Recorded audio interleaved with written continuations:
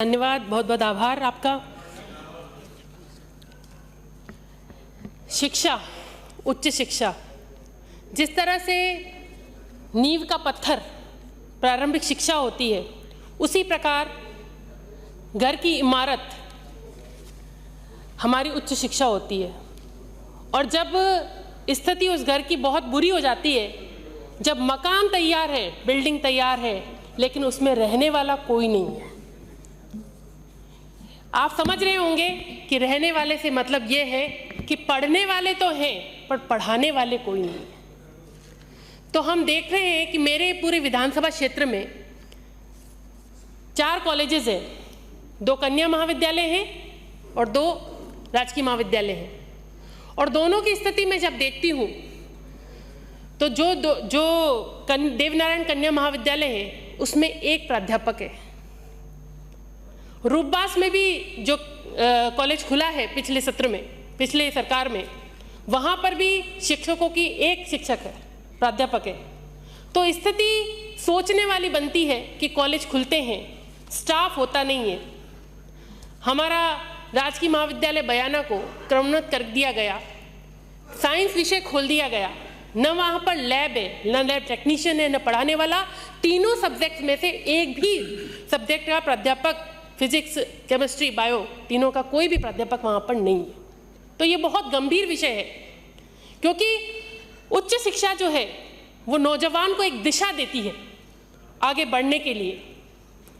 2007 में, क्योंकि मैं भी छात्र राजनीति से आई हूँ, 2007 में जब बीजेपी की गवर्नमेंट थी तो जो यूजी और पीजी महाविद्यालय थे उनमें स्किल डेवलपमेंट के लिए अलग अलग कंपनियों के कैंप करवाए जाते थे, प्लेसमेंट तक होते थे। लेकिन इन विगत वर्षों में ये चीज़ें खत्म हो गई और ग्रेजुएशन करने के बाद, पोस्ट ग्रेजुएशन करने के बाद नौजवान सोचता है अब क्या करूं, सरकारी नौकरी की तैयारी करूं कि किसी प्राइवेट फर्म में जाऊं या प्राइवेट नौकरी करूं। तो एक दिशाहीन भविष्य हमारे देश का हो रहा है। जैसा कि स्किल डेवलपमेंट के बारे में बहुत सारी चीज़ें इस बजट में कही गई, तो मैं ये कहना चाहूँगी, हमारे डिप्टी सीएम साहब यहाँ बैठे हैं, वो भी एक संघर्ष वाले जीवन से यहाँ पहुँचे हैं, तो उनको मालूम होगा कि गरीब, जो वंचित वर्ग है, उनके बच्चे कैसे पढ़ाई करके महाविद्यालय तक पहुँचते हैं। और जब वो पहुँचते हैं और उनको रोजगार के साधन उपलब्ध उस एजुकेशन से ना हो तो वो शिक्षा बर्बाद हो जाती है। तो मेरा आपसे विशेष निवेदन है कि स्किल डेवलपमेंट के जो प्रोजेक्ट्स आप बना रहे हो, स्किल डेवलपमेंट की जो बात कर रहे हो, वो साधारण जो एजुकेशन होती है आपके ग्रेजुएशन या पोस्ट ग्रेजुएशन, उन कॉलेजेस में भी स्पेशल प्रोग्राम बनाए जाने चाहिए। साथ ही मेरे यहाँ पर कॉलेजेस में जो देवनारायण कॉलेज, गर्ल्स कॉलेज है बयाना में, वहाँ पर कई लंबे समय से कहा जा रहा है, मांग की जा रही है कि एक स्थायी सेक्शन बनाया जाए। लेकिन स्थायी सेक्शन की मांग करते हुए सीट्स तो बढ़ा देते हैं पर स्थायी सेक्शन नहीं बढ़ाया जाता। तो मेरी आपसे मांग है कि आप वहाँ पर स्थायी सेक्शन बढ़ाएं।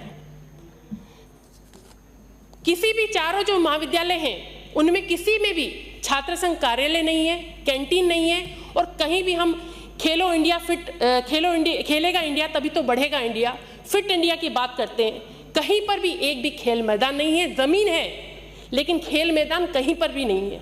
तो युवाओं को जो खेल में आगे बढ़ना चाहते हैं उनको पर्याप्त सुविधाएं नहीं मिल रही है। तो मेरा कहना है कि रूपबास और बयाना दोनों उपखंडों पर, दोनों महाविद्यालयों में से किसी का चयन करके वहां पर इंडोर आउटडोर स्टेडियम या मिनी स्टेडियम कुछ दिया जाए, जिससे युवाओं को खेलों की तरफ जाने का भी, अपनी प्रतिभा कौशल बढ़ाने का भी मौका मिल पाए।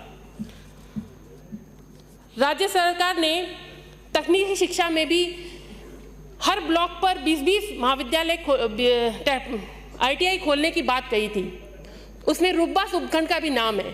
तो मैं निवेदन करूंगी कि आप रूपबास उपखंड में ITI खोलें, जिससे कि हमारे वहाँ पर खनन का भी क्षेत्र है और ITI के माध्यम से रोजगार के साधन भी डेवलप होंगे। साथ ही ये भी कहूँगी कि बयाना में पॉलिटेक्निकल महाविद्यालय होना चाहिए।